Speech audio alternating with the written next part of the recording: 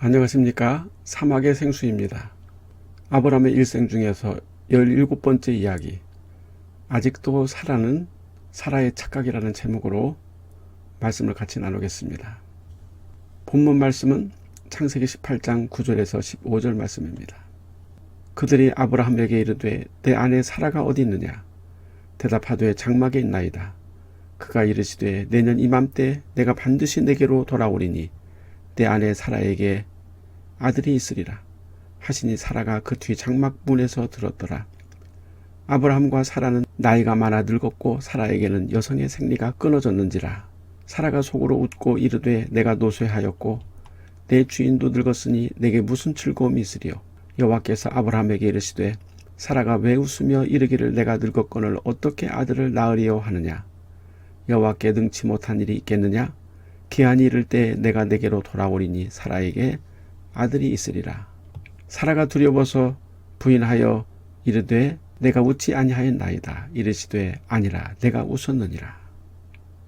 하나님은 전과 달리 은혜를 사모하며 기다리는 아브라함의 마음에 매우 흡족하셨을 것입니다. 사람의 몸으로 오신 하나님은 아브라함이 진설한 풍성한 식탁을 인간의 습관대로 드셨습니다.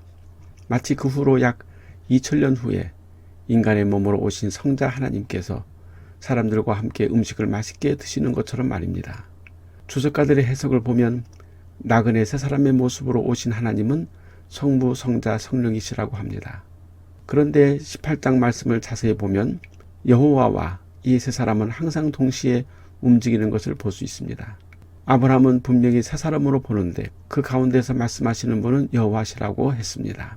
아브라함은 세 명의 손님과 맞대하고 있는데 대화는 여호와 하나님과 하고 있는 것입니다. 참으로 신비하고 묘한 현상입니다.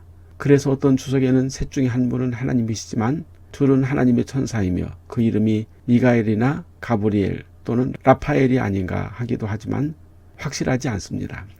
어쨌든 아브라함이 영접한 분은 하나님이시고 삼위일체 하나님이 동시 현현하셨을 수도 있고 아니면 두 천사를 대동하셔서 하나님이 나타나셨을 수도 있지만 그것은 하나님만 아실 것입니다.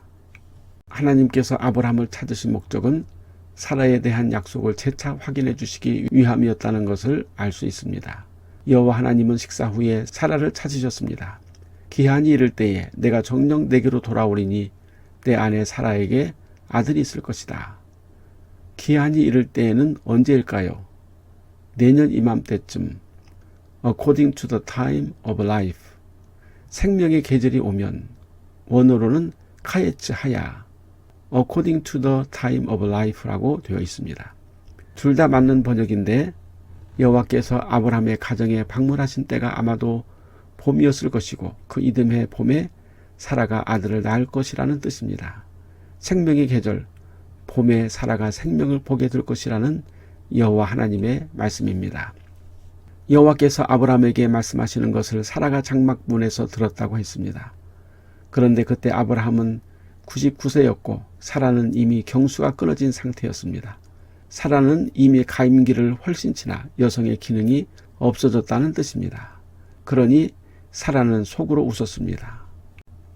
사라는 웃었습니다.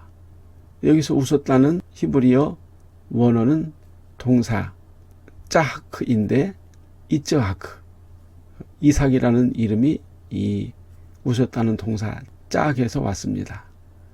여기서 웃었다는 것은 비웃었다, 킥하고 어이가 없어서 웃었다는 뜻입니다.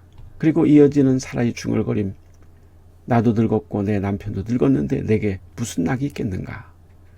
사라는 장막문에서 몰래 피식 웃었지만 여호와 하나님은 사라가 왜 웃는지 따져 물으셨습니다.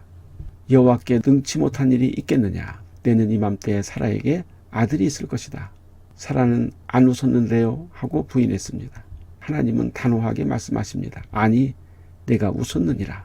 전에도 하나님께서 아브라함에게 사라를 통해 아들을 낳을 것이라고 하셨을 때 아브라함은 엎드려서 피식 웃으며 이스마엘이나 하나님 앞에 살기를 원하나이다 라고 창세기 17장 17절에서 말한 적이 있습니다. 그때는 하나님께서 아브라함을 다그치지 않으셨습니다. 아니다. 반드시 사라가 이삭을 낳을 것이라고 단언하셨습니다. 그런데 사라가 웃으니 여호와 하나님께서 발끈하신 것입니다. 왜 그러셨을까요? 여기서 사라의 말을 살펴봅시다. 하나님께서 오래전부터 약속하신 아들을 사라는 낙이라고 말했습니다. 아브람도 늙었는데 이제서 나에게 무슨 낙이 있으리요? 창세기 18장 12절 말씀에 그렇게 말하고 있습니다. 여기서 사라가 말한 낙은 pleasure, luxury, delight인데 육체적인 만족, 기쁨, 즐거움을 의미하는 단어로서 에덴 동산의 그 에덴과 같은 의미입니다. 하나님께서 주신다고 약속하신 아들을 사라는 자신의 기쁨이나 만족 정도로 생각했다는 것입니다. 여기에 사라의 착각이 있는 것입니다. 하나님께서 사레라는 이름을 사라로 바꾸어 주신 것은 이제부터는 인간의 만족이나 즐거움, 쾌락으로 살지 말고 믿음의 조상으로 하늘의 기쁨, 즉 하나님의 뜻을 이루는 즐거움을 가지고 살라는 뜻입니다. 하나님께서 우리 성도들을 부르셔서 천국의 백성으로 삼으신 것은 이제부터는 세상의 쾌락이나 썩어질 즐거움을 쫓지 말고 하나님께 소망을 두고 성령의 기쁨과 즐거움을 사모하며 살라는 뜻인데, 우리는 사라처럼 자꾸 하늘의 기쁨을 육체의 만족과 쾌락으로 착각하기 때문에 하나님과 갈등을 겪고 하나님과 말씨름을 하게 되는 것입니다. 하나님께서 주시고자 하는 기쁨은 이 땅에서 잠깐 누리는 사례, 즉 여왕 공주의 기쁨이 아니라 사라, 믿음의 어미의 영원한 기쁨을 주시고자 하는 것입니다. 그런데 자꾸 땅의 것을 말하니 하나님은 아니다라고 하시는 것입니다. 어찌 하나님의 약속을 이루는 것을 땅의 즐거움에 비교할 수 있겠습니까? 하나님은 우리에게 하늘의 유업을 주신다고 하시는데 우리는 아니요, 그냥 이 땅에서 잘 먹고 잘 살게나 해주세요 라고 한다면 하나님이 얼마나 어이가 없으실까요? 이러한 갈등은 예수님과 그의 제자들을 통해서도 많이 볼 수 있습니다. 옛날 말로 잠자다가 봉창 뚫는다고 하나요? 예수님과 제자들의 대화를 보면 코미디 수준의 것들도 있습니다. 예수님께서 바리새인과 사두개인들의 누룩을 주의하라고 했을 때 제자들은 오병이어의 기적으로 먹고 남은 떡 생각이 났다고 했습니다. 예수님께서 십자가의 고난을 말씀하셨을 때 베드로와 제자들은 절대로 그럴 수 없다고 하며 제발 그러지 말라고 예수님을 붙잡고 애걸복걸했습니다.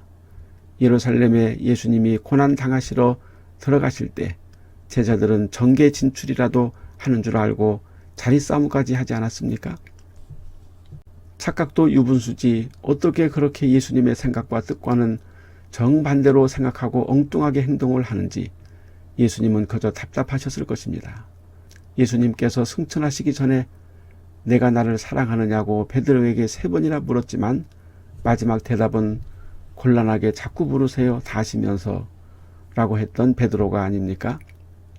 예수님은 십자가의 고난을 말하시면 제자들은 세상의 영광을 꿈꾸고 예수님께서 하나님의 나라를 선포하시면 제자들은 유대 정권 교체를 상상하니 무슨 말이 통하겠습니까?